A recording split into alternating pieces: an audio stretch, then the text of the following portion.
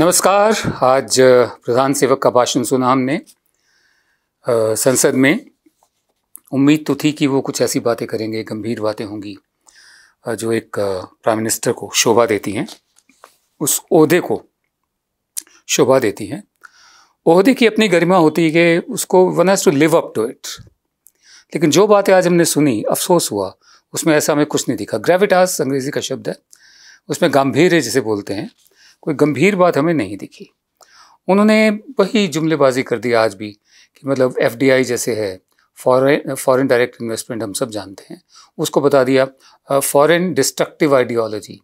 अब इस तरह के जो एक्रोनिम होते हैं ना, जो ये तो स्कूलों के बच्चे बनाया करते हैं। मतलब ये जो प्रधान सेवक की जो ओहदा है उसको शोभा नहीं देता कि संसद का जो वक्त है ऐसी बातों में ज़ाया हो, जिसको उन्होंने खुद ही कहा था कि ये बहुत पवित्र जगह है संसद। बहरहाल हमें उम्मीद थी कि कोई और बातें होंगी। MSP को लेकर उन्होंने कहा कि MSP है, MSP था, MSP रहेगा। लेकिन किसानों की मांग ये नहीं है। उनकी मांग सीधी सादी ये है कि अगर रहेगा, था, है तो कानून बना दीजिए। कानून नहीं बनाना चाहते।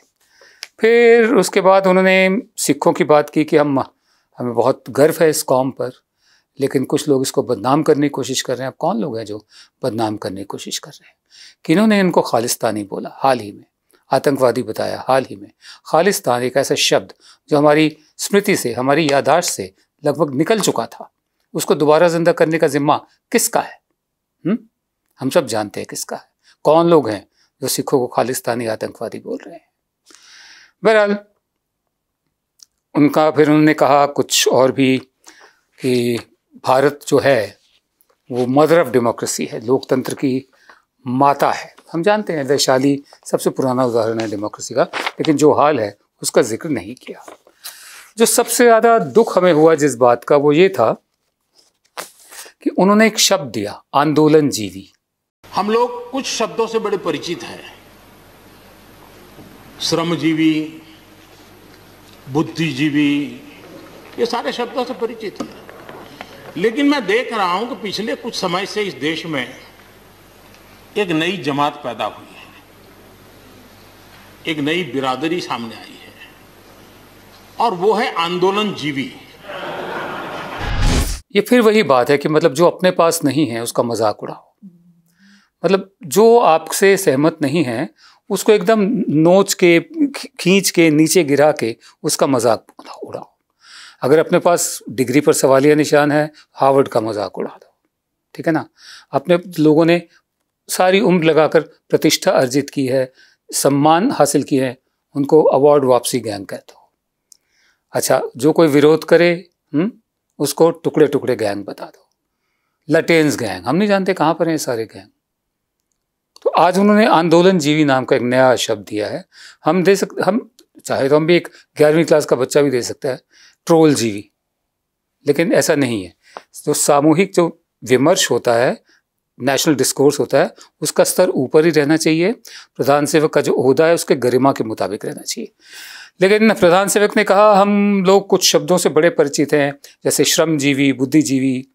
वैसे बुद्धिजीवी से भी नफरत है इनको। इन सभी शब्दों से परिचित है। लेकिन पिछले कुछ समय से मैं देख रहा हूँ कि देश में एक नई जमात पैदा हो गई है, एक नई बिरादरी पैदा हुई है, और ये है आंदोलनजीवी। आप देखेंगे कि चाहे वकीलों का आंदोलन हो, वो यहाँ नजर आएंगे, स्टूडेंट का आंदोलन है वो वहाँ नजर आएंगे, मजदूरों का आंदोलन है वो वहाँ नजर आएंगे। कभी पर्दे के पीछे तो कभी पर्दे के आगे एक पूरी टोली है जो आंदोलनजीवी है। ये आंदोलन के बगैर जी नहीं सकते और आंदोलन के साथ जीने के लिए रास्ते खोजते रहते हैं। हमें ऐसे लोगों को पहचानना होगा जो सब जगह पहुँचकर बड़ा आइडियोलॉजिकल स्टैंड दे देते हैं, गुमराह कर देते हैं, नए नए तरीके बता देते हैं।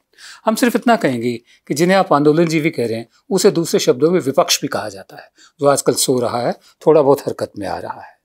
ये विपक्ष का काम है कि मुख्तलिफ मुद्दों पर बोले। आप लोग, आपकी पार्टी भी यही किया करती थी, चाहे गैस का दाम महंगा हो, चाहे पेट्रोल का दाम महंगा हो, चाहे पाकिस्तान भारत के रिश्ते हों, आपकी पार्टी भी यही किया करती थी जब विपक्ष में थी। तो आंदोलनजीवी नहीं, विपक्ष कहिए सीधा साधा। वरना ट्रोलजीवी जैसे मैंने कहा ये भी हो सकता है। और अगर आंदोलनजीवी ही कहना है तो क्या श्यामा प्रसाद मुखर्जी, दीनदयाल उपाध्याय, जयप्रकाश नारायण, मोरारजी देसाई, उसके बाद इमरजेंसी से अटल बिहारी वाजपेयी, LK आडवाणी, ये भी आंदोलनजीवी हैं? इमरजेंसी में जो लोग जेलों में रहे, क्या वो भी आंदोलनजीवी थे? मतलब विपक्ष की आवाज़ आपको मंजूर नहीं है, आलोचना आपको मंजूर नहीं है, किसी को सेक्युलर, किसी को लिबरांडू, हाँ, और जो आलोचना करे उस पर सीधा साधा राजद्रोही। हाँ, ये स्तर नहीं है भारत के प्रधानमंत्री की जो गरिमा है उसका, ये स्तर नहीं है, ये जुबान भी नहीं है, ऐसी सोच भी नहीं है। बहरहाल इस वक्त क्या हो रहा है कि जो किसानों का आंदोलन है, हमें उम्मीद थी कि उस पर बात करेंगे, कोई बात नहीं हुई। जैसे मैंने आपको बताया, बेरोज़गारी पे बात हम चाहते थे, बताएं कि स्टेटस क्या है इस वक्त, कितने लोग बेरोज़गार हैं, कितनों का 2 करोड़ का वादा किया था। खैर छोड़िए, पीछे पुरानी बात है, वैसे छोड़े भी क्यों, हिसाब तो मांगना चाहिए ना। तो उसका क्या हाल है, स्टेटस क्या है, अर्थव्यवस्था की क्या हालत है, और जो माइग्रेंट लेबर्स करोड़ों की तादाद में गए वापस अपने घरों में, उनका क्या हाल है, कहाँ तक पहुँचे, मनरेगा से ही उनका काम चल रहा है क्या, जिसको आपने गड्ढे खोदने की स्कीम बताया था। उसके बाद जो किसानों की जो मांगे हैं उस पर कोई जिक्र ना, सिर्फ ये जिक्र कर दिया कि वो बरगलाए जा रहे हैं, उनको मिसलीड किया जा रहा है, एक कौम को बर्बाद किया जा रहा है, बरगलाया जा रहा है, बदनाम किया जा रहा है, और एमएसपी था, एमएसपी है, एमएसपी रहेगा वगैरह। पूरी दुनिया में डंका बज रहा है वैक्सीन का। वो मैंने कहा वही बातें कही जो हम पहले से जानते हैं, या ये दोहराते आ रहे हैं, जो नहीं कही हमने आपको वो भी बताई है। इस वक्त जो हालत है, किसानों का आंदोलन जो है वो हाथ से बाहर निकल चुका है पूरी तरह। सरकार की बात कर रहा हूँ, किसानों की नहीं। उन्होंने शहरों को बाईपास करना शुरू कर दिया है। दिल्ली को तो घेर के बैठे ही हैं, वो नहीं घेर के बैठे, वो तो बैठे हैं, रास्ते बंद कर दिए सरकार ने। अब वो जगह जगह जा रहे हैं और आंदोलन कर रहे हैं। अब ये पूरे देश में फैल रहा है इस वक्त। मैं आपको बता दूं, महापंचायत एक नया रास्ता उन्होंने अख्तियार किया है, शांतिपूर्वक रास्ता एकदम। जींद में हुई 3 फरवरी को महापंचायत, दौसा राजस्थान में 5 फरवरी को, शामली उत्तर प्रदेश में 5 फरवरी को, रुड़की उत्तराखंड में 5 फरवरी को, कितलाना टोल प्लाजा चरखी दादरी हरियाणा में 7 फरवरी को, अनाज मंडी बाधरा चरखी दादरा हरियाणा 7 फरवरी, अमरोहा में उत्तर प्रदेश में 7 फरवरी को, मेवात हरियाणा में 7 फरवरी को, और अब 12 फरवरी को बिलारी में होगी उत्तर प्रदेश में। यानी अब ये सारा जो आंदोलन है, पूरी कोशिश जारी की कह दी जाए एक राज्य का है सिर्फ ना, एक राज्य का नहीं है। आपके सामने राजस्थान में भी फैल रहा है, उत्तर प्रदेश में फैल रहा है, हरियाणा में है, उत्तराखंड में है, मध्य प्रदेश से लोग आए हुए हैं, बेंगलोर में कितने लोगों को गिरफ्तार किया गया। तो ये कहना कि इसको गंभीरता से लेना चाहिए, वही कॉलेज के स्तर की राजनीति करके नहीं कि बातों में उलझाए रखो। 11 दफ़े बातचीत हो चुकी है, अभी तक कृषि मंत्री को समझ में नहीं आया कि कानून में काला क्या है। इतने लोगों से, एक और मंत्री बोले थे रविशंकर प्रसाद, कि बहुत लंबी गहन कंसल्टेशंस हुई हैं, उसके बाद हमने ये बनाए हैं। अभी भी समझ में नहीं आया कि काला क्या है। इसमें स्टेट्समैनशिप की ज़रूरत है, राजधर्म। उम्मीद करते हैं कि बहुत से लोगों को ये शब्द याद होगा। इसमें इस तरह की जो टैकलिंग जो है ना, उससे काम नहीं बनेगा, हम इतना जानते हैं। आने वाले महीने हम उम्मीद करेंगे सद्बुद्धि आए, राजधर्म निभाया जाए, स्टेट्समैनशिप दिखाई जाए, और ये सिर्फ चतुराई नहीं।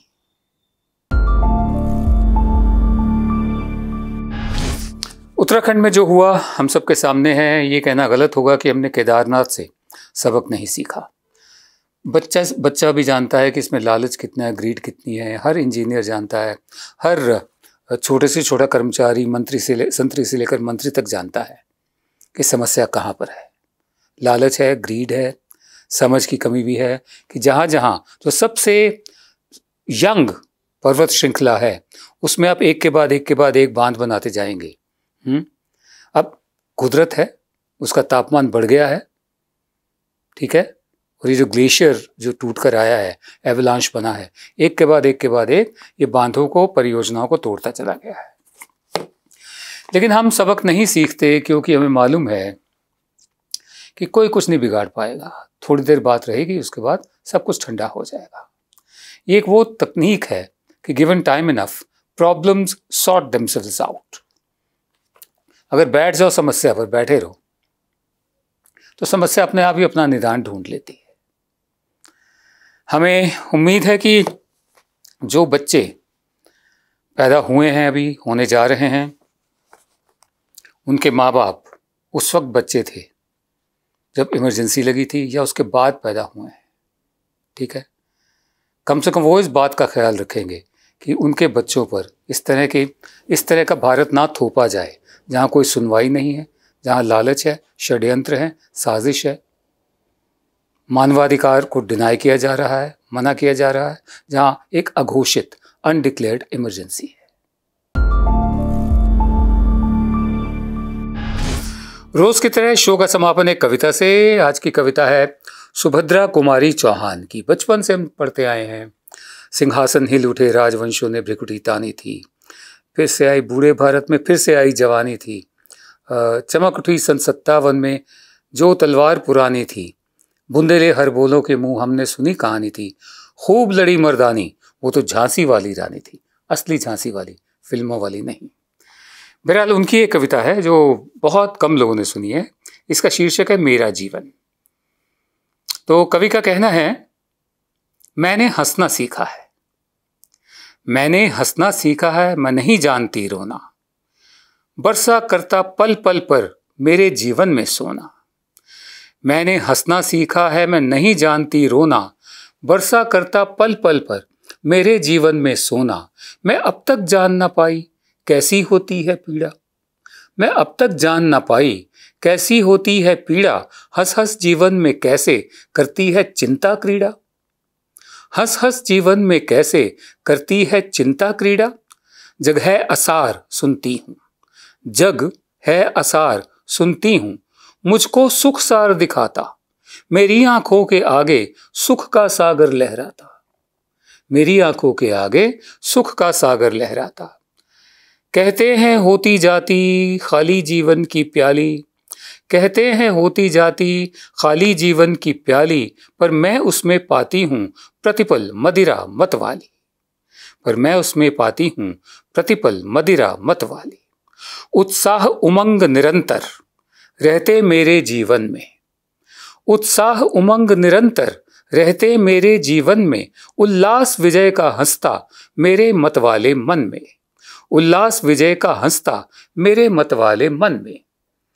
आशा आलोकित करती मेरे जीवन के प्रतिक्षण, आशा आलोकित करती मेरे जीवन के प्रतिक्षण, है स्वर्ण सूत्र से वलयति मेरी असफलता के धन, है स्वर्ण सूत्र से वलयति मेरी असफलता के धन। सुख भरे सुनहले बादल, सुख भरे सुनहले बादल रहते हैं मुझको घेरे, विश्वास प्रेम साहस हैं, विश्वास प्रेम साहस हैं जीवन के साथी मेरे। सुख भरे सुनहले बादल रहते हैं मुझको घेरे, विश्वास प्रेम साहस हैं जीवन के साथी मेरे। मैंने हंसना सीखा है, मैं नहीं जानती रोना, बरसा करता पल पल पर मेरे जीवन में सोना। सुभद्रा जी अगर आज होती तो वो मिसोजिनी, नेगेटिविटी, टॉक्सिसिटी, इन अल्फाज के बारे में क्या सोचती, मैं अक्सर सोचता हूँ, अचंभा करता हूँ। नमस्कार। जब हमने HW न्यूज नेटवर्क की नींव डाली थी, तब हमने ये ठाना था कि न्यूज और इंफॉर्मेशन ये लोगों तक फ्री पहुंचनी चाहिए, मुफ्त पहुंचनी चाहिए, और हम आज भी ये वचन पर कायम है। पर जैसे आपको मालूम है, न्यूज चैनल चलाने के लिए पैसों की जरूरत है, तो हमको सबको न्यूज फ्री पहुंचाने के लिए कुछ मेंबर्स और कुछ सपोर्टर्स की जरूरत है। जी हां, मेरी आप सबसे गुजारिश कि आप सब HW न्यूज हिंदी की मेंबरशिप को ग्रहण करें। ये सदस्यता स्वैच्छिक है, यानी कि आप अपनी मर्जी के मुताबिक इसे ग्रहण कर सकते हैं, क्योंकि अगर आप इसे ग्रहण नहीं भी करते तब भी आपको HW न्यूज हिंदी के तमाम कार्यक्रम मिलते रहेंगे। मगर अगर आप चाहते हैं कि आजाद न्यूज जो है वो मजबूत हो, अगर आप चाहते हैं कि वो न्यूज जो सत्ता से सवाल पूछती है वो मजबूत हो, तो जरूर बने HW न्यूज हिंदी के सदस्य। जो लोग हमारे 89 रुपए प्रति महीने वाले कार्यक्रम से जुड़ेंगे, उनके लिए HW न्यूज का बैच विश मिलेगा। साथ ही साथ उन लोगों को हमारे एक्सक्लूसिव पोल्स में भी शामिल होने का मौका मिलेगा। इसके अलावा हमारा जो दूसरा मेंबरशिप कार्यक्रम है वो 199 रुपीज प्रति महीने का है, यानी कि 199 रुपए प्रति महीने। और इस प्रोग्राम में हमारे जो मेंबर्स हैं उन्हें 99 रुपए के प्रोग्राम वाले सभी चीजें तो मिलेंगी। इसके अलावा बिजनेस से जुड़ी हुई बातें भी हम करेंगे। हमारे एक्सपर्ट अखिलेश भार्गव से आप बिजनेस से जुड़े हुए अपने सवाल भी पूछ सकते हैं। हम उम्मीद करेंगे कि आप इस निष्पक्ष पत्रकारिता की राह में हमें पूरी तरह से योगदान देंगे।